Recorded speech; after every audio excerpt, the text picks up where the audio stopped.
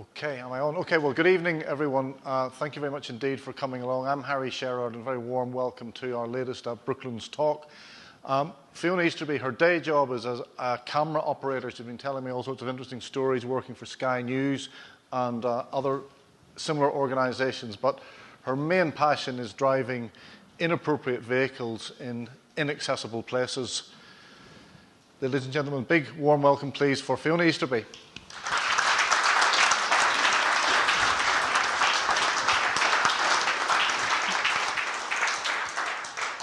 Hi, everybody. Thank you. Great turnout. And I was here for Paddy Hopkirk last month, so if I'm half as entertaining as he was, then I'll be happy. Harry's asked me to come along tonight and talk about all my travels around the world. I don't think he realised quite how many I'd been on, because he said, how many slides have you got? So I am going to have to talk quite quickly, I think, to get through it all. So I thought I'd start with my first travels. My first ever car was this 1965 Austin Healey Sprite.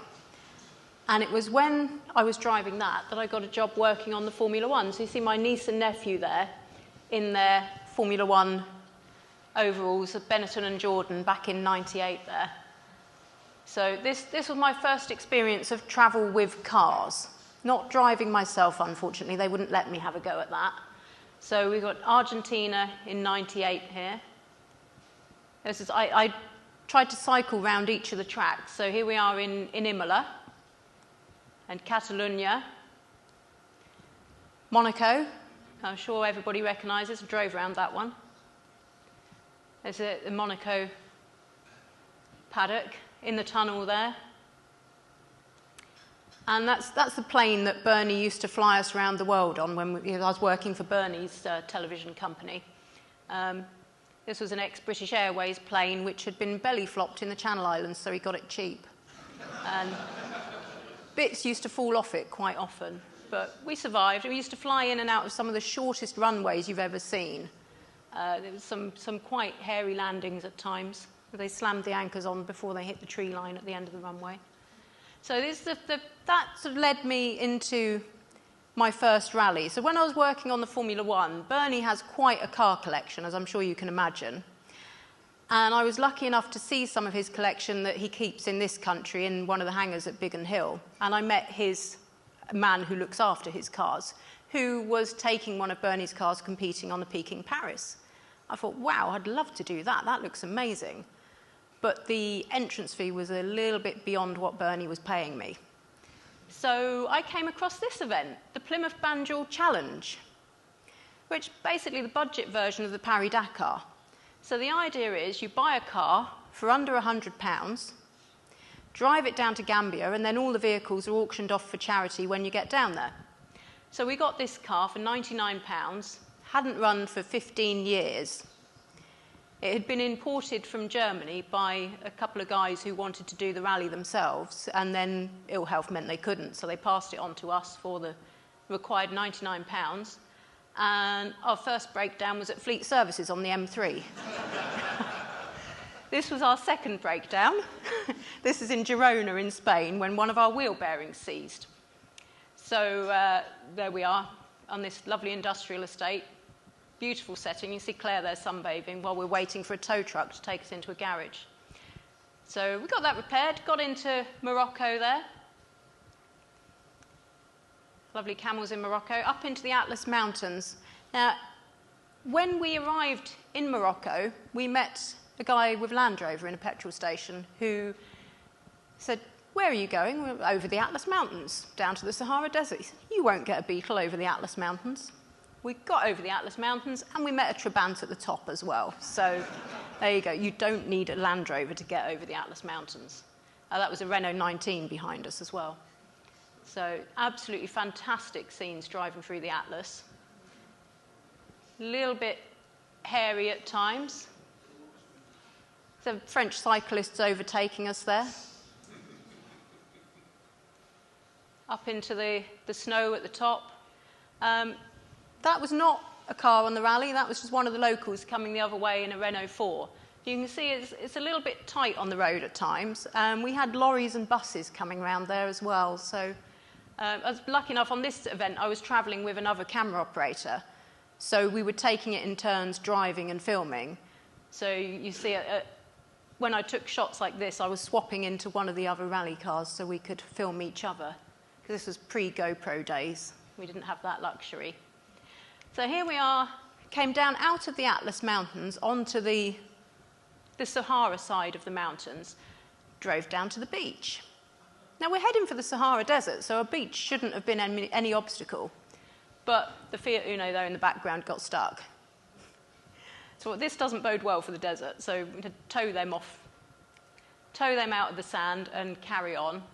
There's the Renault 19 we were travelling with as well. We got a little 3-car convoy going there. We stuck with these guys most of the way. These two are Canadian. I'll come back to them later, Daryl and Prashant, because they helped me source the car that is outside tonight. Here we are, our little convoy in front of the Safari Garden Hotel in Dakhla in Western Sahara, just before we went into the desert. Here we are, in the Sahara Desert. In the Sahara Desert, it rains on average 1 day every 2 years. We were there on that day. Seriously, no one else can go to the Sahara and it rains, but we did. And when it rains, I didn't know this, but when it rains, it's usually followed by a sandstorm. We had the worst sandstorm they'd seen in the region in 7 years. And I think you can see that there. You can see Claire next to the car, my co-driver. She's got a scarf around her face where it's absolutely, yeah, it was insane. Absolutely insane. I had to wrap the camera in cling film to protect it from the sand. And there's an Austrian film crew there as well, and one of their guys, when we got to the coast, he came up to me and he turned the focus ring on his camera and he said, "Listen to this." And it was just crunching. Yeah, my camera was borrowed from Canon, so I had to bring it back without sand in it, which I managed reasonably successfully. There was a little bit. The ambulance was not there for us. It was actually one of the rally vehicles as well. They got that, it's a French one. They got it off of eBay for £500, so Welsh one. Welsh ambulance, they got it from eBay. And that, again, with all the cars were auctioned for charity. The ambulance, they identified a clinic down in Gambia that they were donating it to. And they filled the back of it with various wheelchairs and spinal boards and things that they donated to the clinics as well. So all of these events I've done have all raised money for various charities. In this case, we raised money for Great Ormond Street, and the cars were donated, and that money went to West African charities. And the same with the ambulance went to the clinics. So you see, this is our little 7-car convoy. We had a guide in the Sahara, luckily, which with the sandstorm we needed it. And when we camped in the sandstorm, we camped in one of these great big tents that the camel herders leave hidden in different places so that they can camp when they're travelling through. We'd secured it to the cars because of the raging sandstorm. Now, when I went in there to look for a spot to sleep, I thought, I don't like the look of this. Everybody was all in there. There was the only space left was stony, and I thought, they're going to snore. They'd been cooking camel meat in there. It smelt bad already, so I thought, no, I'm going to put my own little tent up, my little 10-pound Tesco dome tent. In the middle of the night, the camel herder's tent fell down. We heard a lot of screaming, looked outside, their tent had fallen down, they all ended up sleeping in their cars. The little 10-pound Tesco dome tent was still standing the next morning. So it did as well. I've still got that tent now as well. It's still going. And that's the Trabant. There's the Trabant I met at the top of the Atlas Mountains. It made it to the Sahara as well. They didn't sell very well at the auction at the end, the Trabants. They did a 2-for-1 deal on Trabants and still couldn't shift them.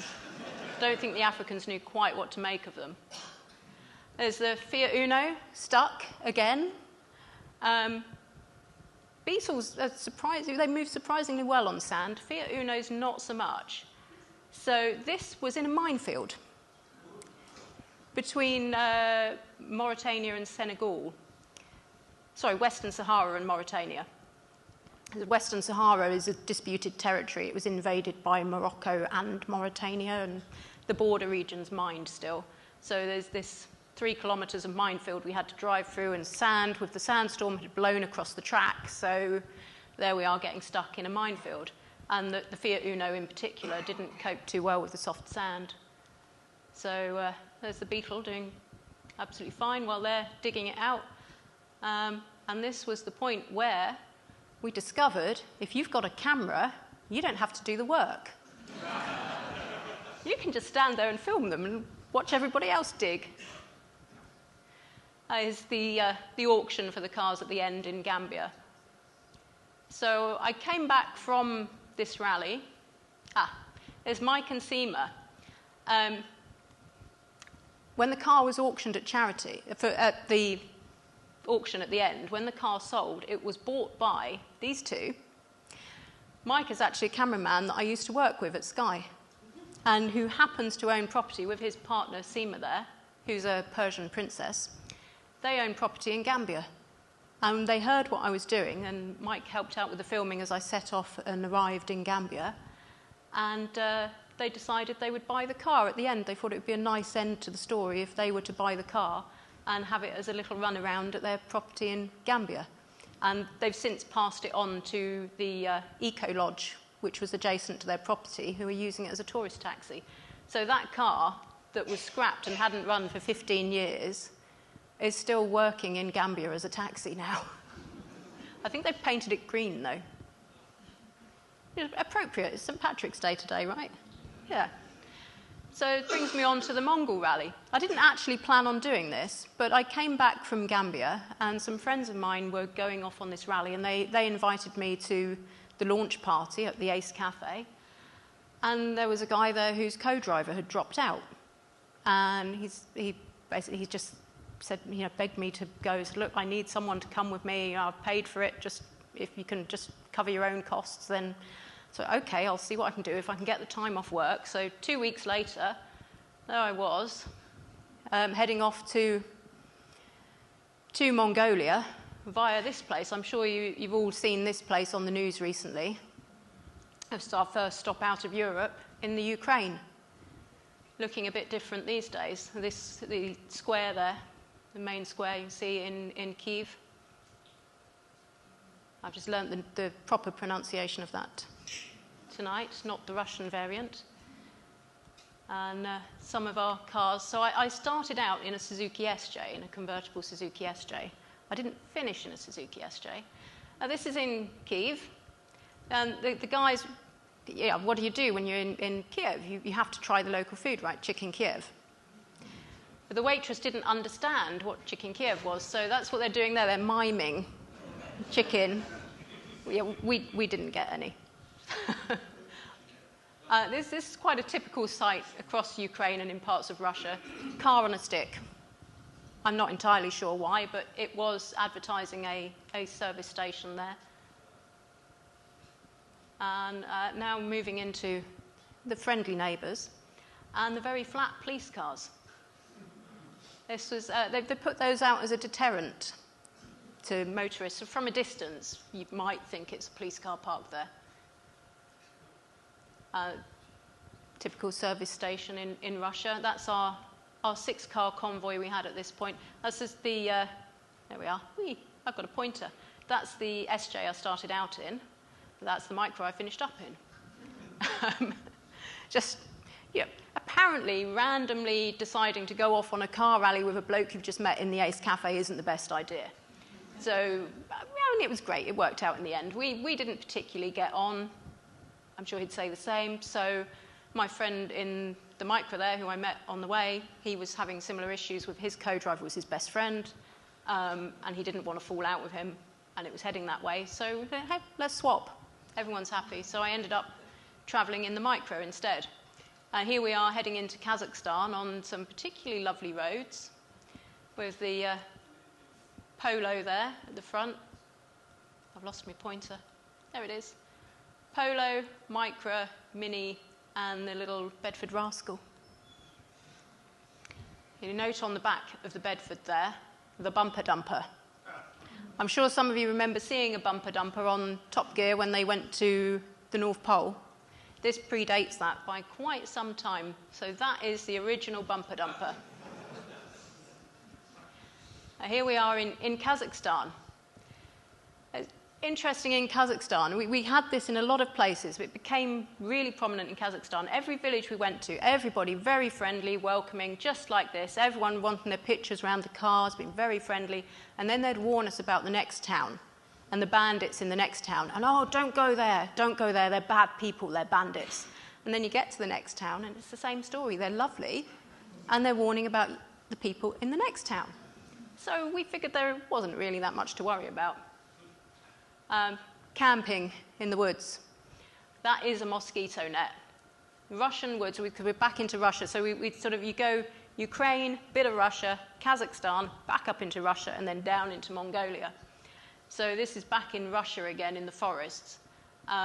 Quite a lot of mosquitoes. I don't smoke, but I took up smoking just to keep the mozzies away. If I needed to go to the bathroom in the woods, can I have a cigarette? Waft it around to try not to get bitten, fairly unsuccessfully. I did end up with a tick bite on my ankle, but that's another story. Some massive Russian trucks, little mini, massive Russian trucks, and some more massive vehicles on the roads. This was when the rain hit, big time. It all came down in about 24 hours, just rain, rain, rain. So that was the scenes when we arrived in Omsk. It was, kind of insane. We had a few, so we're tackling floods like this. One of the cars got into a prang with a bus, couldn't find anywhere, all the hotels were full. So we ended up at this place after asking around. Ministry of Foreign Affairs Hostel. You see the delightful artwork on the wall there.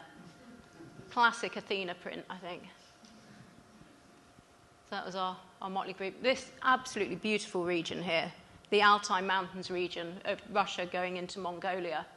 It's absolutely stunning and provided some great photo opportunities.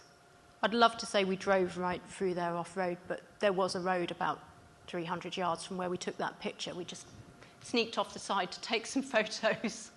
And we didn't drive across that bridge either, but it's a great photo opportunity. I've got photos of cars parked in front of it, making it look like we drove across. We didn't. The people who live there do. Who knows what that is? Yeah, it's a toilet. That is the toilet at the Russia-Mongolia border, and yep, that is an open cesspit. Not the worst toilet that we had to visit on this trip. So get across the border into Mongolia. Mongolia is amazing. It's one of my favourite countries. Incredible people, very, very friendly people. Here we are camping on the first night, and you think you're miles from civilization. You think you're miles from anywhere. And then some Mongolians appear with their horses, and usually some hard, sour cheese. So here they are. They pop up on their horses, and there's Meso there, who I was travelling with in the Micra, giving them some sweets, some Haribo. So then they came back with their parents with some vodka. That was a good trade. Good trade. So that turned into a very drunken night, and that young lad went home with a camp chair. Meso got to try out the horse, and of course, you know, if the gentleman lets you ride his horse, then it's only fair that he should have a go in your car, right? So that was a nice trade-off. This was, Mongolia is very high altitude. It looks warm on some of those photos. It looks lovely and sunny and warm, and in the daytime it was, but it's very high altitude. It gets very cold, and it's above the tree line. So trying to find wood for a fire is a bit of a challenge. That's yak dung. So we were running around looking for dried up pats of yak dung to burn, along with our rubbish. Any rubbish we had in the cars got burnt as well. 2 humped camels. So we'd met some single humped camels on the rally in Africa, and now the ones with 2 humps.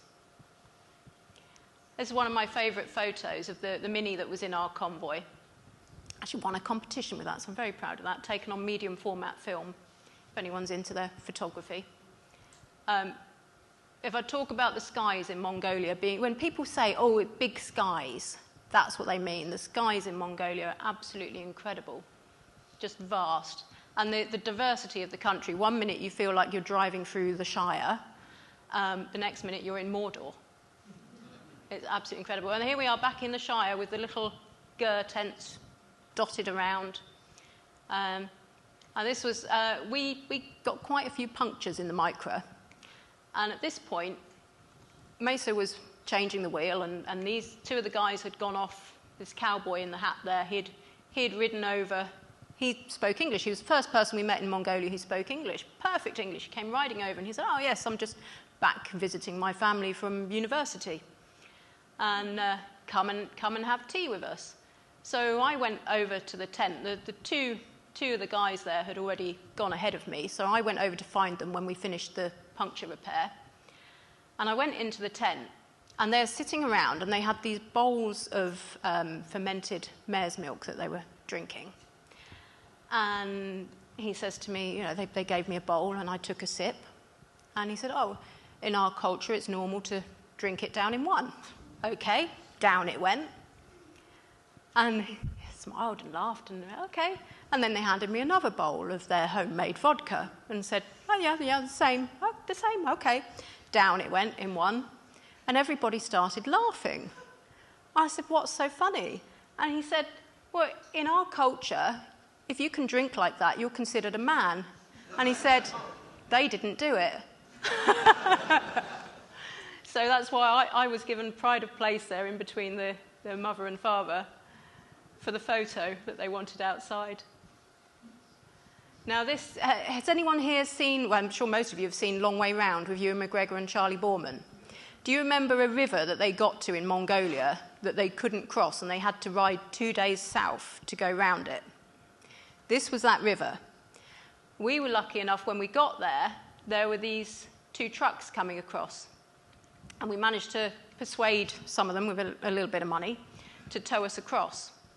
So there's the Mini, which obviously is the smallest of the cars, getting towed across the river there. And that was our view from inside the Micra as we crossed the river. But yeah, we got across, we survived. There's the outdoor seating on the Mini.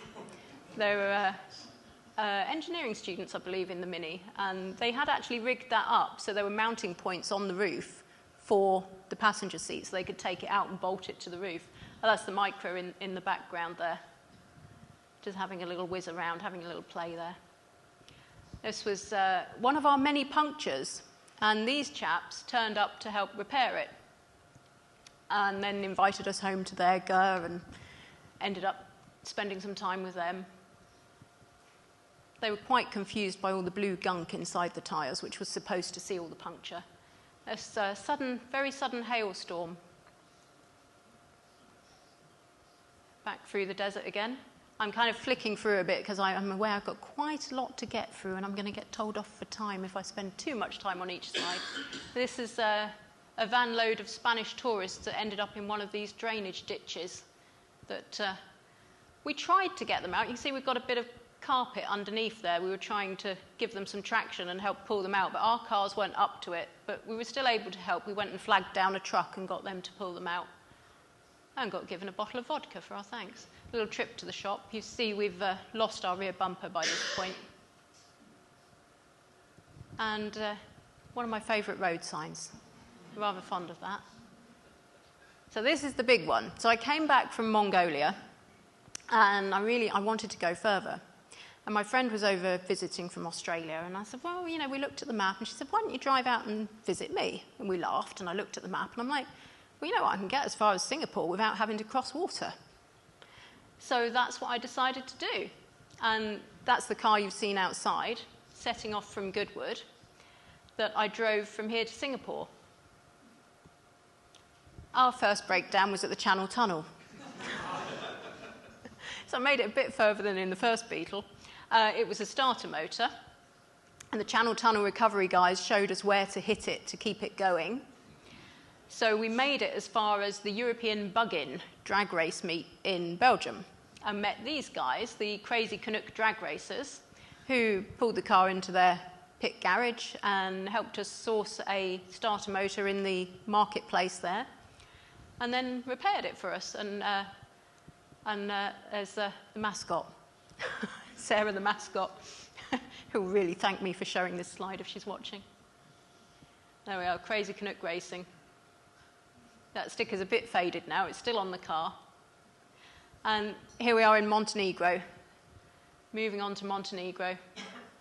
And the city walls of the old town, they're absolutely beautiful. Sorry, that was Dubrovnik. Now we're in Montenegro. The city walls of Dubrovnik.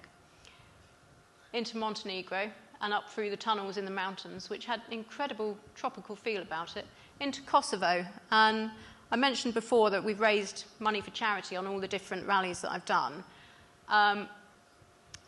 In the Sahara, in that minefield where the Fiat got stuck, Claire and I played a bit of a practical joke, which there's DVDs for sale at the back there of that trip. We filmed the whole thing. And you'll see the practical joke that we played on our friends. And when I came back, and I thought, actually, that was a bit of a silly thing to do. We were mucking about in a minefield. So out of guilt, I chose landmine charities to raise funds for here. I thought I'd better address the karma balance. So this was the first project that we raised funds for, which was the Mines Awareness Trust, clearing unexploded ordnance in Kosovo. There's a vast amount of cluster bombs were dropped there during the Kosovo War. And there we are. There's Rika, my co-driver, or co-non-driver. She's American and couldn't drive a manual gearbox. So I did all the driving on this one. But there we are with the demining team, who they were very pleased to have us tour their minefield. And they let me blow some stuff up that they'd found that day, which was fun. There's one of the demining dogs with us as well. But they said it made a real change, because normally they're only visited by bearded, serious men. So it made a change. They do have a lady on the team there, Flora, a lady deminer. Gone past one. There we are in our flak jackets, blowing stuff up. None of them were wearing them, but they insisted we do. So moving on, here we are in Turkey. So whizzed through Greece, on into Turkey and Cappadocia region. These guys are from Teddington, and I met them at the Iranian border. There I was in a packed immigration hall, and I heard someone shout, "Hi, Fiona." I'm like, I don't know anyone here. And it was them, and I've never met them before, but they'd heard what I was doing. They knew that I was doing that trip, and they saw this white lady standing out like a sore thumb in Iranian immigration, and put two and two together. So we travelled for a couple of days into Tehran, not Tehran, into Tabriz, and had a night out in Tabriz. And then they went on to Mongolia. They were doing the rally to Mongolia, but different route to the one I'd done before. That's another breakdown, another garage. You see David Beckham there, advertising Castrol GTX. I was having a lot of problems with dust and muck getting into the carburettor, so I just pulled in and these guys were helping clear it out. And this chap here, Ali, he stopped and was translating for me. And then he invited me to go back to his house and meet his family. I was a little bit dubious about following a strange man back to his home in a strange country, but I thought, well, I'll follow him to his house and I'll see what I think when I get there. I can always drive on. I'm in the car. I don't have to get out and drive on. So I got to his house, and there was his wife in Iran, stood leaning out the front door with no headscarf and all her hair hanging loose and a little top on. And I thought, you know what, I think they're probably all right. I think they're probably quite a liberal family. So there we are. I went, and there she is. There's Roya and her daughter Nilafar, and they invited me in, and I ended up staying the night with them. They were so friendly, such lovely people, and we had a meal there, and all the family came over. This is at her sister's house. We found Granny there. Granny was wearing the full black chador when she arrived, which, I don't know, it can be a little bit intimidating when you meet someone there dressed all in black and you can't see their face. But Granny arrives in full black chador and she whips it off, hangs it on a peg, and there she is, just dressed like anyone else's granny underneath. Just absolutely lovely, friendliest people you can ever meet. And this was true of everybody I met in Iran, as long as they weren't in a uniform. There we are. There's one of the ladies in the chador. This is at Persepolis, the ancient ruins of Persepolis. I had to do a little bit of sightseeing while I was there. But, here we are. That's a police car behind me there. That's a Pacan, that car. this was another breakdown. This is in Bam, which was hit quite badly with earthquakes previous to my visit there. So there used to be a fantastic mud fort there, which was one of the wonders of the world, I think, but that was destroyed in the earthquakes. Now, my throttle cable broke here. I was stopped at the side of the road, and a truck driver stopped, and I showed him the problem, and he was making some calls and trying to help me. And then a black BMW with tinted windows pulled up, and this man in a suit got out, and he's talking in a phone in one ear and on the radio in the other ear, and he's shouting and making a lot of noise. And I'm like, oh, what's going on here? Turned out he was the local chief of police, and he was not too impressed that there was a white woman driving across through his region in this car on my own. So unfortunately, from this point on, I had to have police escorts, which slowed things down considerably, but was very handy for getting the car fixed. He basically just wanted me to get the car fixed and get out of his region as quick as possible. And there's the poor mechanic that got dragged out of his home on his day off by force by the police to fix my car. And the guest house there, which was, the guest house had been destroyed in the earthquake, so you can see it's half in shipping containers. This was the only other Beetle I saw on the road in Iran. Excuse the poor photo. It's through a very fly-spattered windscreen. It's a very busy road, so I couldn't get out on my side. But I had to stop because I hadn't seen any other Beetles in Iran. And these two lads came up to the window. They pulled in as well, and they jumped out, and they came over for a chat. They'd never seen a Baja Beetle before, my style of Beetle. They'd seen pictures on the internet, but they'd never actually seen one. So they were thrilled to meet me. And they told me a story about this car that they were driving. And they said they'd bought that car from a man who was driving from the UK to Pakistan. He said he'd bought the car in the UK and he was driving home to Pakistan, and they'd met him in Yazd in Iran here, and they persuaded him to sell the car to them and finish his journey on the bus. Years later, I was at the Ace Cafe in London, and a man came up to me and he starts telling me a story about how he had been driving a Beetle home to Pakistan, but two boys in Yazd in Iran had persuaded him to sell it to them. And I went through my photos and I got the picture out and I said, is it this car? Yep. Small world. Very small world. Mount Ararat. This is in the town known as Doggy Biscuit. Doyu Bayezid. I'm probably not pronouncing it right, but it's traditionally known by travellers as Doggy Biscuit, close to the Iran-Pakistan border. So here we are going into Pakistan. Everybody wanted their picture taken. I was a little bit dubious before my trip about going to Pakistan, you know, what you hear in the news. And I kind of thought, well, you know what, when I get to the border, you know, when I get into Pakistan, when people ask where I'm from, I can always say I'm Irish or Canadian, because they don't offend anyone, right? I'm looking at the Irish person in the audience. No, they don't offend anyone. But I got to the border. I was at the border, and the border policeman said to me, where are you from? I thought, well, I can't lie to the border police because they're going to see my passport in a minute. So I said, I'm from England, very sheepishly.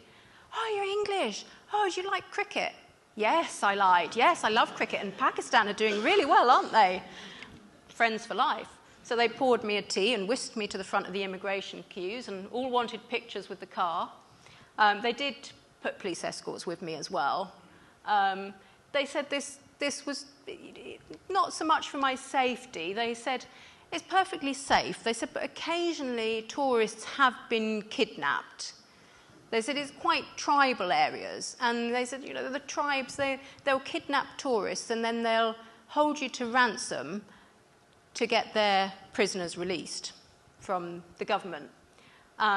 They said everybody that it's happened to, they've been really well treated, and they've come back saying how wonderful and hospitable their hosts were, and it's not a problem, but it's not very good for tourism. So they put police escorts in the car with me through this region, but they were mostly very friendly. That's a petrol station. In Iran, the fuel was 10p a litre. So you find it gets smuggled across the border into Pakistan and sold in containers like this because it's very, very cheap. It's only 81 octane, but the Beetle will run on it. Very cheap. And I couldn't find a petrol station anywhere, so I asked my police escort, where can I buy petrol? Oh, here you go. That's black market petrol that's been smuggled across the border, but the police took me there, so, you know. This was outside a hotel in Dalbandine in western Pakistan. So I pulled out the front of the hotel, and the usual crowd amassed around the car while I was waiting for my police escort. And I saw these chaps over the road were changing a wheel on their lorry. And Pakistan has the most beautiful lorries in the world. They're stunning, so ornate. So I'm taking a picture of these guys changing their wheel. And they were obviously having a bad day, but they were made up when I told them they had the most beautiful truck I'd ever seen. And then there's all this commotion starts up down the road. These guys were all shouting at me, really shouting and yelling. And I turned to the hotel manager and I said, what's going on? What's the problem? He said, they want to know, why don't you want their picture? So there we are. I took their photo and it was all smiles and laughing. And that's all it was about. Why don't you want our picture? Taking everyone else's. This was a particularly nasty road that was being built. The police decided I didn't need an escort on this bit. I think they just didn't want to go down that road. So the truck there is stuck, and this guy's pushing him out. So I had to wait for all this commotion to clear, and then headed on through. And that was the point where I got a puncture. And there we are, the police to my aid again. When I got through the other side, the police came to my aid. Police and locals, I had about 12 people falling over themselves to help me. And they all sent me in the house for tea and nibbles, and they got my puncture repaired and put the wheel back on. They were horrified when I tried to do it myself. They said, no, we'll do that. You have some tea. So I didn't need to be asked twice. Some more of the gorgeous trucks, absolutely beautiful trucks. They tend to have a central image on the back there, usually all quite political or military. And this is a lovely family at the truck station who invited me in and fed me and let me wash up. They said, would you like to use our bathroom? Which I think was a way of telling me that I was a bit dirty. But they were very sweet. And the boys, because I'd set off from Goodwood, from the Festival of Speed, I was showing them all the photos from my journey. And when I got to the ones at the Festival of Speed of all the different cars, they were absolutely fascinated to see all the different cars, all the different supercars and things and classic cars at Goodwood. They'd never seen anything like that before. They see a lot of trucks, but not so much of the cars. And this is in Lahore. And these two little girls are absolutely beautiful. Some more, another family that I met these guys, and they ran a clothing shop, and they gave me this traditional costume, and we went to the Wagga border ceremony, which I don't know if any of you have ever seen the videos. You've got these incredible tall guards that march up and down like flamingos on the Pakistan and the India side. And it's a bit like Ministry of Silly Walks. But it's fantastic. They put on such a show, and the dancing and waving. And most of the tourists want their pictures taken with them, which, yeah, sure. All the guards were wanting their pictures taken with me. And then when Rika and I went back, you notice Rika's been absent through the Pakistan pictures. This was because my non-driver, as she called herself, she couldn't get a visa for Iran. So she flew from Istanbul to Lahore. So she met me again in Lahore, and we went back here the next day. And it took us an hour and a half to walk from the border there back to our hotel just down the road over here, because everybody wanted a photo with us. And at this point, somebody pulled a baby out of the crowd and handed me a baby to hold that was wearing blue that matched my top. And Rika says, where's my baby? I want a baby. Sure enough, someone produced one wearing yellow to match her outfit. Everybody wanted their picture with us. There's one of the guards, another guard. It's getting dark now, and we still haven't made it back to our hotel. We're still having our pictures taken. As moving into India, and some of the attention we used to get on the roads, the police, some of the not so wanted attention. So it wasn't these guys, but another particular policeman pulled us over and accused us of speeding.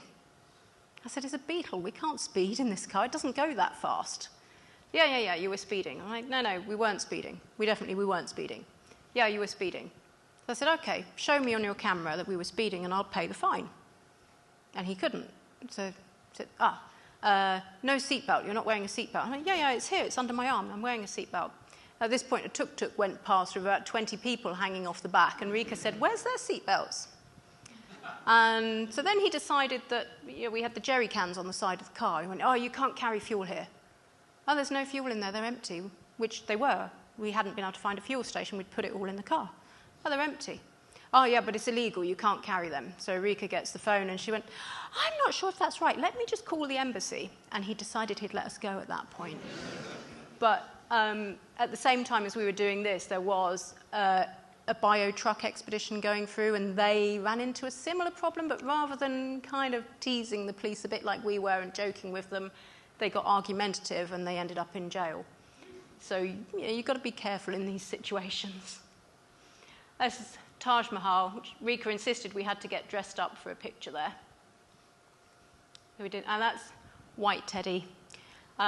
White Teddy, my friend Helen sponsored me to take her son's teddy bear and take photos of him in different places around the world. And his slide's in here because he was deemed a security risk at the Taj Mahal and they wouldn't let me take him in there. So there he is with his own little teddy bear and his little suitcase. This was in India, some of the crowding in India as I was trying to repair the car. I'd hit something in a river in Pakistan that had caught the sump guard and bent it backwards. And as I'd limped out of the river on the other side, there was this group of guys walking towards me, all bearded, serious-looking guys with shovels and pickaxes on their shoulders walking towards me. It was a little bit, I was about from here to that wall away from Helmand province of Afghanistan, so it was a little bit worrying. And they came over and they were really sweet, and they helped bend the sump guard back into shape and put it back on the car. And when I thanked them, they said, no thanks necessary, it's our duty to help travellers. But it did continue to be an issue with the car. The shock absorbers were dying and the back end was dragging and this sump guard was catching on everything, and that's what I was doing here, trying to bend the sump guard back into shape again. So I'm trying to swing a hammer to hammer it back up again, and I've got all these people crowded around me, and I'm like, please, I don't want to hit anybody here. Personal space in India was a little bit of a challenge at times. But this is a little bit of a sightseeing stop in Varanasi, the Ghats in Varanasi. And moving up into Nepal, and that's my engine. So, as I said, hit something in the river in Pakistan and started leaking oil, and by the time we got to Kathmandu, it was getting quite serious. We were leaving a trail behind us everywhere we went. We were struggling with the altitude as well. And managed to find a VW specialist, as you do. But back in the 60s, the old hippie trail ended in Kathmandu. Everyone was driving Beetles and campers out there. So there are hundreds of Beetles in Nepal. So, yeah, here we are, a VW specialist. And met the VW Owners Club over there, and they've stickered up the car. We've got their sticker on the car. Again, it's very faded now, but it's still there. There's Rika, my co-driver, and the guys from the garage. There we are.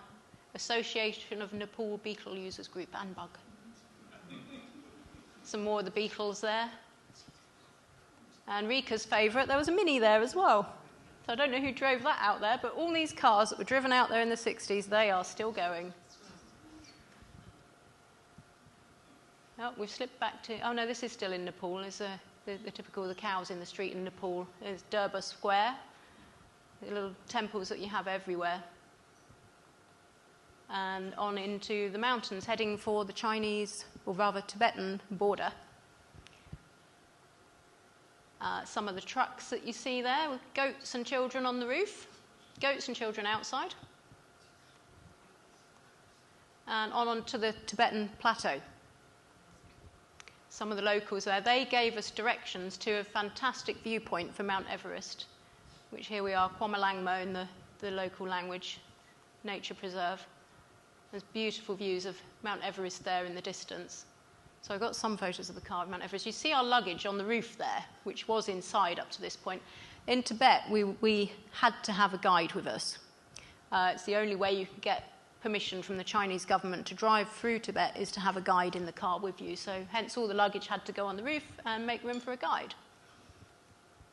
And there we are, on the road up to Mount Everest.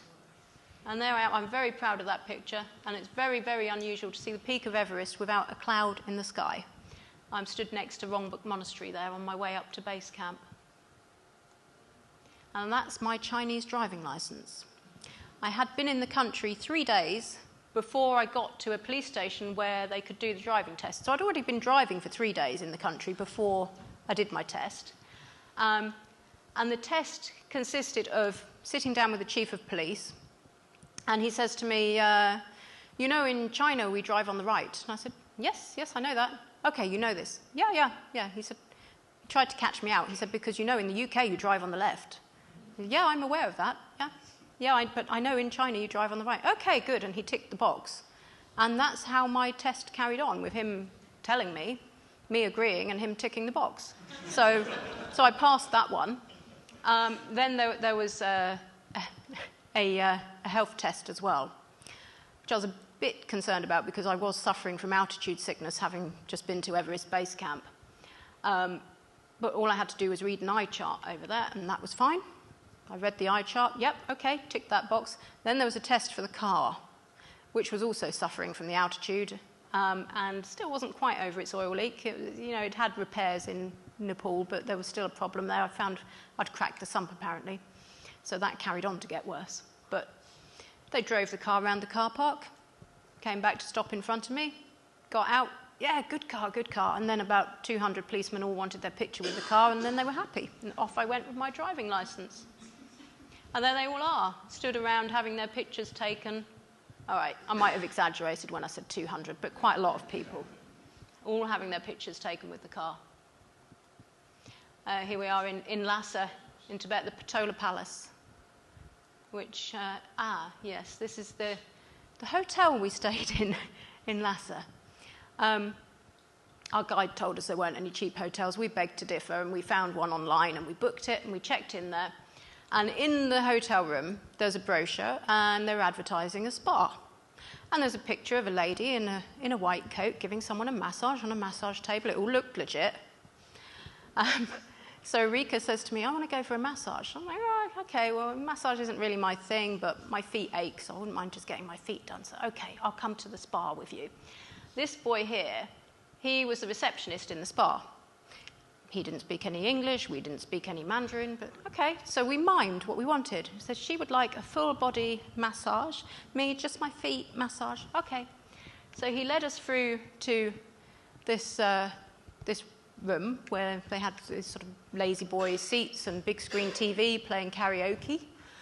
And we sat there, and this lady came in with a towel over her arm and a bucket of water, wearing very high-heeled shoes and a see-through negligee and lacy underwear. It was at this point we suspected it might not be the sort of spa we thought it was. But, okay.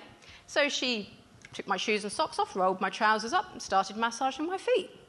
So, okay, well, they understood what we wanted. That's good.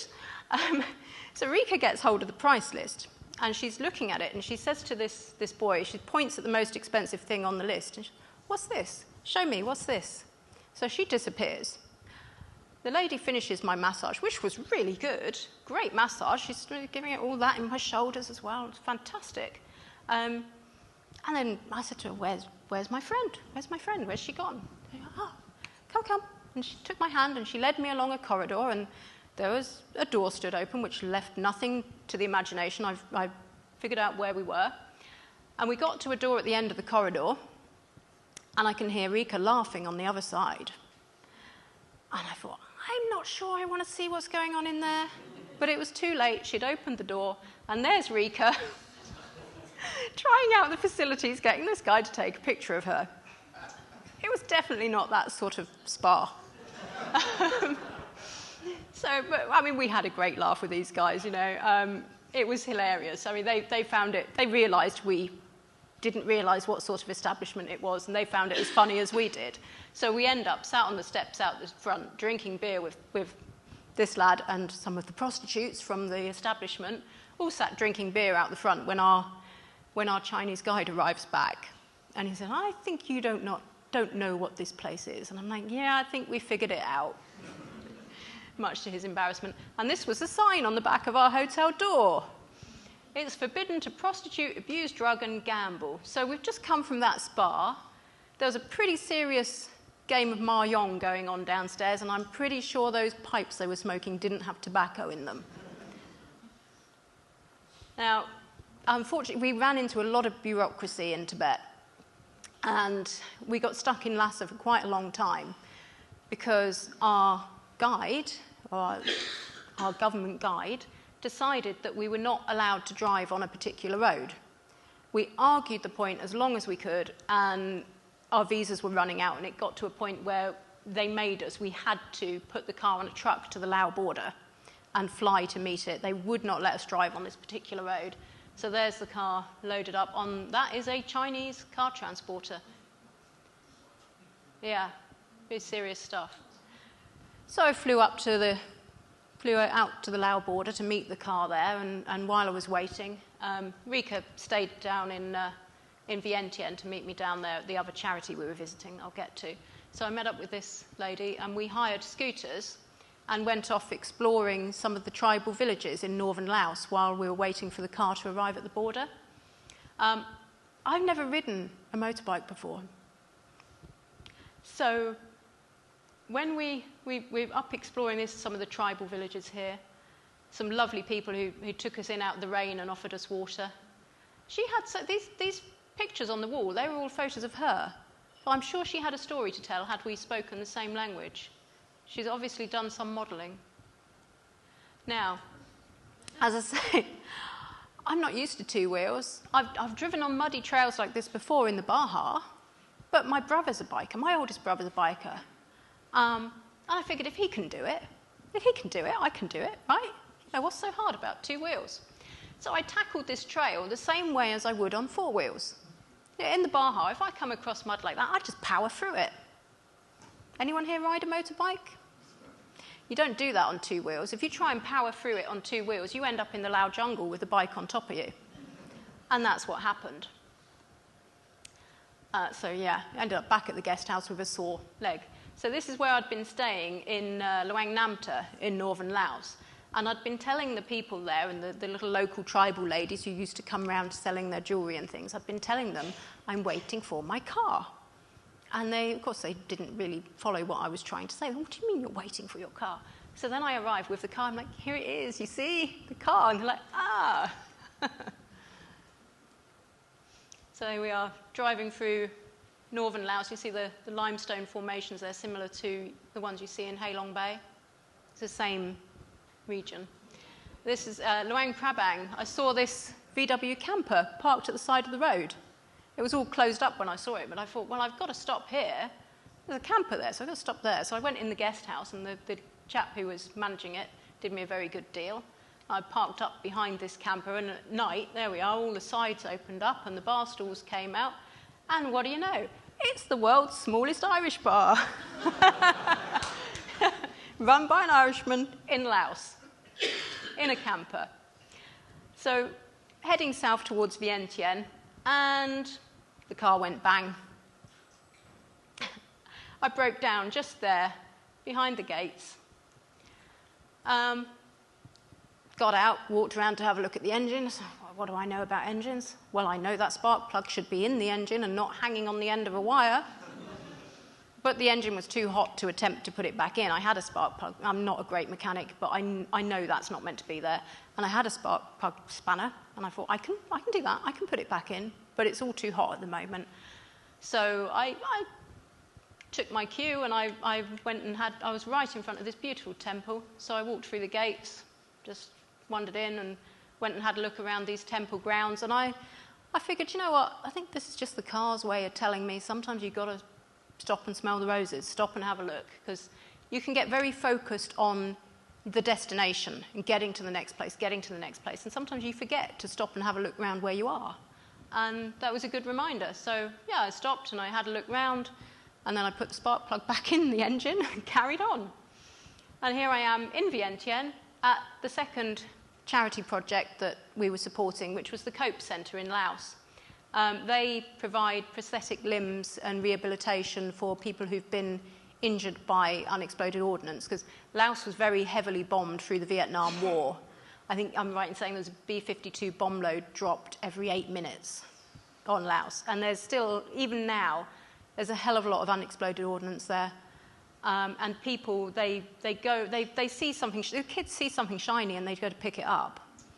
And even the adults who know, and they know that they shouldn't be touching these things, it's scrap metal, it's worth money. So they try and take it. And then they end up losing limbs. Here's one of the chaps showing us how to make a leg. That's quite a momentous occasion in Thailand, going round the clock. Been round again since then.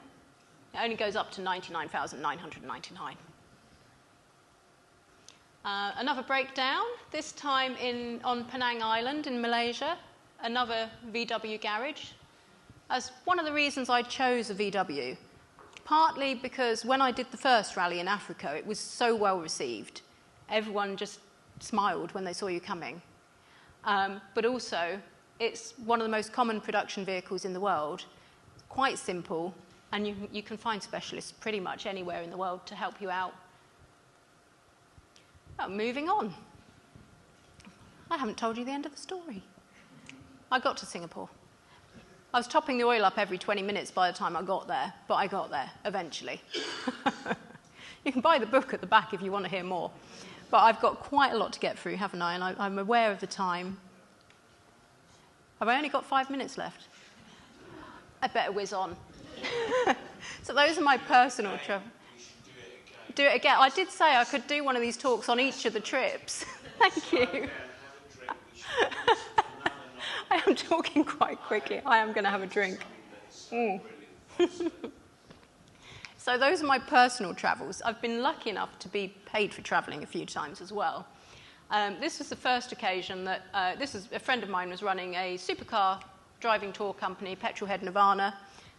Some of you here have been on their tours. This was one they did in Norway, and the chap who ran the company asked me if I would go along and film the event for him. So here we are. That's his car that I did get to drive. And the 328, which I drove there as well, and the 575 in Norway. But we're going to flick through that quite quickly because we've only got 5 minutes left, and I could do a whole talk on that alone. So Thunder Dragon Rally. This was with a company called Rally Round, who run endurance rally events. And they ran this fabulous rally in Bhutan. Do you want the sound down on this a bit? So this was the event they did in Bhutan. You see some of the quite hairy roads. So it's one of the countries I've always wanted to go to, and I was lucky enough to be employed to go and film this event there. Actually, I offered a half-price deal just so that I could get to go there because I've always wanted to go to Bhutan. Some of the fabulous cars. And I know some of the people on the event are members here. So you may see some cars you're familiar with. There are Bentleys and everything there. And the Buick. This was I think it's the first rally event that's ever been run across Bhutan, right across into eastern Bhutan as well, into restricted areas that were not normally permitted. But this is me combining my day job with my love of cars and travel. So this is perfect for me. This is heaven. Getting to go and film beautiful cars in a beautiful environment. Countries I've always wanted to go to. There's Jerry and Joyce, who are part of the Brooklands Furniture, I believe, in their Model A. There's some of the drops there. This was with the camera on our car. Fantastic road signs. As you can see, the E-Type is driving very slowly and carefully. And this. This is I won't say what people say when they see this. This is the wow shot. You see some of the drops here. And, yeah. I'm actually stood where you saw the E-Type go past the sign. That's on the opposite cliff face to where that car is. And that little stupa there is where a bus went over the side. That's a memorial. Absolutely incredible roads there. It's fantastic. So I'm going to move on to the Samurai Challenge Rally, which is an event that I filmed again for Rally Round, driving the full length of Japan. Driving through some absolute, I'd say it was cherry blossom season when we were driving from south to north, following the cherry blossom up the country. This is Koyasan, one of my absolute favourite places in Japan. I think it was my favourite place. The whole place is just lined with temples. There's an incredible old cemetery there. But this is the point where I was just going to let this video run in the background because it's quite long and you've had some question and answers. So if there's any questions, I'm going to pause for breath. It didn't come with the car because I bought the car in San Francisco. It was, I found it online, and if you imagine, I've got 3 friends in San Francisco, and if you imagine they live at 3 points of a triangle, my car was in the middle. So they converged on it and checked the car out for me, and one of them bought it for me because the chap wouldn't deal with a foreigner. He bought it for me and then sold it on to me and shipped it over for me. So when I registered it with the DVLA, I told them what I was planning on doing, and that's the number plate they gave me. Like pure love. I like to think that they did it deliberately. Oh, right. Yeah, I like to think that was a nice sort of, little, there you go, from the DVLA. Yeah, yeah. Fantastic, Fiona. So we're going to take questions now, but we'll use the mic. So if anybody wants to put their hand up for any further questions on that, Lorraine will deliver the mic to you. Fantastic, Fiona. Thank you very much for that. It was great storytelling, great trip that you went on. Fantastic. Everyone seemed really hospitable on your journey. I was wondering what your most sort of hairy moments were, and how you kind of managed those. And also a second question, small one, on the suspension travel of the Beetle. It looks like it's quite tight. I just wondered what the ride was like and what the decision process was behind that. Yeah, the suspension did slowly die along the trip. So, yeah, I have had new shock absorbers since then. It did slowly get worse. Yeah, everyone seemed really friendly. Yeah, that's because you find with these trips, when you come back and you start talking about them, you remember the best bits. Yeah, there were the odd hairy moments. There was travelling through Iran. There was a particular truck driver that we were travelling at very similar speeds. So, he would overtake me going uphill, I would overtake him going downhill, and we started waving and smiling at each other as we were passing each other. And then at one point he held up a flask, like, did I want to stop for a drink? And I thought, that's not a good idea, is it? Stopping with a strange lorry driver in a strange country in the middle of nowhere. So I didn't. And then a carload of lads came along, and they were driving very close to me.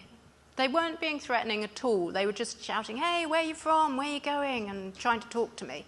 But they were driving quite dangerously close to the car. And at this point, the lorry driver who'd been signalling to me, he pulled over to the hard shoulder, and we were on a motorway. So I pulled in behind him. I thought, I'm just going to pull in with him, and I'll let these guys go. At which point, they started reversing back down the motorway. And the truck drivers got out, and I pointed at what they're doing, and he shouted at them, like, what are you doing? Are you mad? They were just stopping to say hi and look at the car. There wasn't any threat there at all, and the truck driver was lovely. He had cold water in his flask, so he gave me some cold water and some nibbles. It was 50-degree heat in Iran, so that was very, very welcome. But I think that lulled me into a false sense of security, because you asked about hairy moments. So it was a few days later that I'm travelling, and there's another lorry, and he's beeping and he's pointing at the back of the car as if there was some sort of problem. So I pulled over, thinking, well, there must be an issue with the car. And I got out to have a look, and he got out, and he started sort of offering me money. Didn't speak the same language. And I thought, well, why is he offering? And I thought he was trying to buy the car. No, it's not for sale, it's not for sale. And he was getting increasingly aggressive, so I thought, okay, I'm getting back in the car here. So I get back in the car, and I start the engine, and he puts his hand in through the window and grabs my boob. Yeah, so I'm like, okay, maybe it wasn't the car he was trying to buy. But I drove off, and I ran over his foot on the way. There was a considerable bump, and I'm pretty sure it was his foot. I kept expecting to see him in the rearview mirror, dual style, but he didn't reappear, so hopefully I did a bit of damage there. Okay, question up at the front here, Lorraine. Just second row.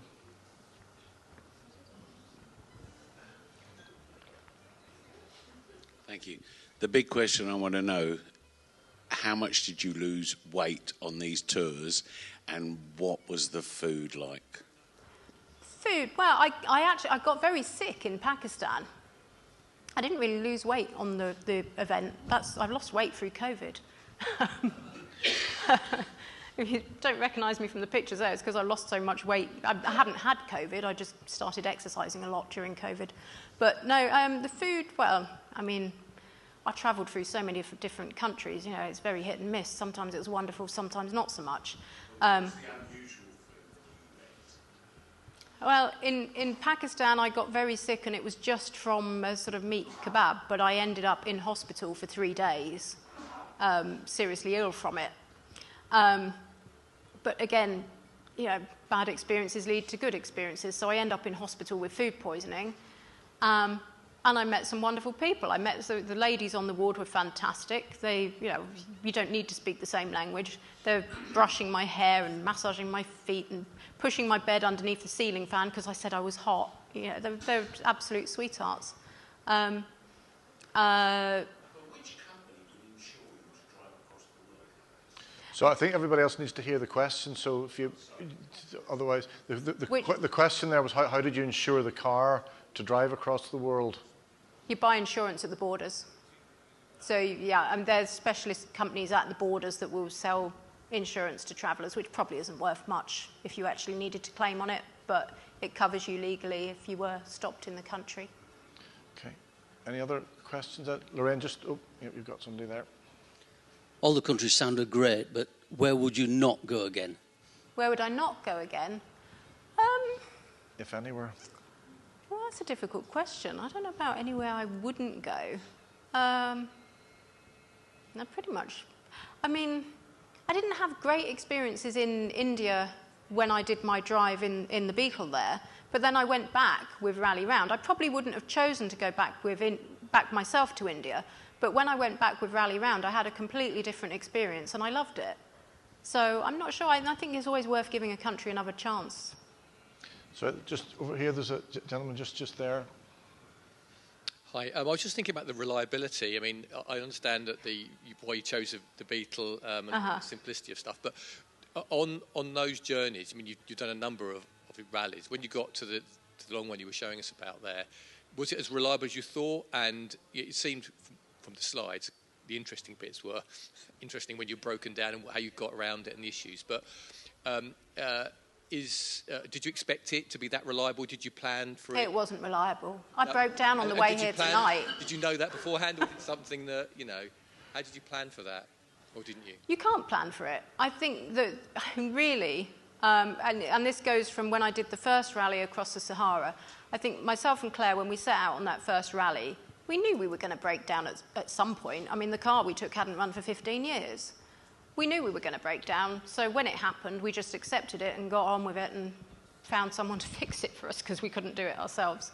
I think if you want a reliable car, if this experience has taught me anything, take a Nissan Micra, because that Micra that we drove to Mongolia, it didn't miss a beat.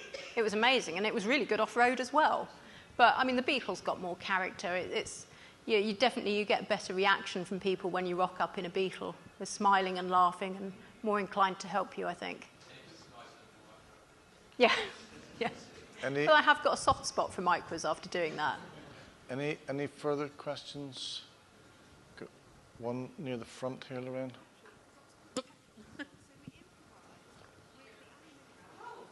I would just like to ask a question. When's your next venture and where are you going? And is there a website that we can sponsor you for your charities? Well, my website is worldrallies.com. As for where I'm going next, I've got a lot of ideas what I'd like to do. Pre-COVID, I was looking into either doing the Pan American Highway from Alaska to Argentina or a circuit of South America. Whether those areas are really doable at the moment or not, I'm not sure. Otherwise, I'm looking at possibly New Zealand or other areas like that. As a shorter trip, but I would love to do a circuit of South America.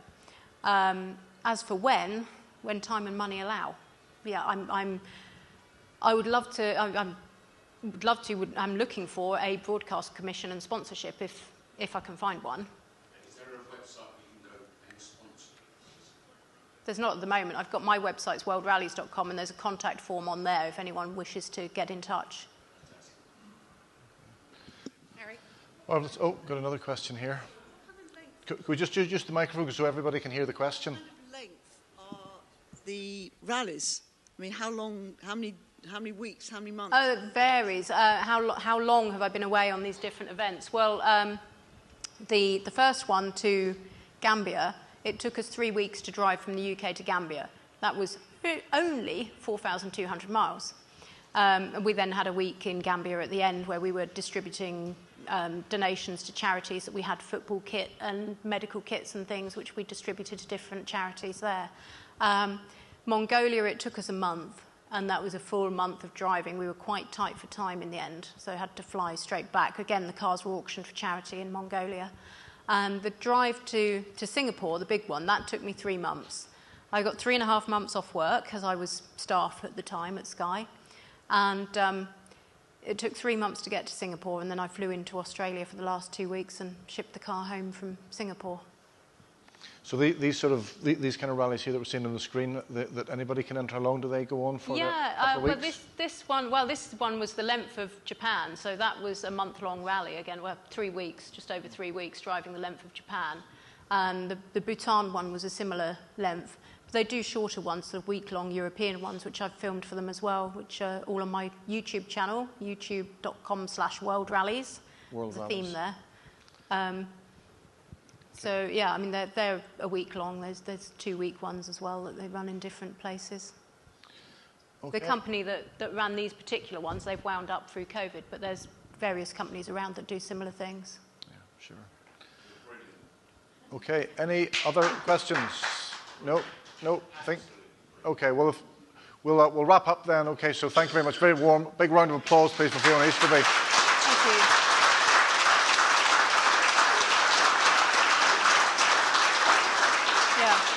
Fiona does have some books at the back.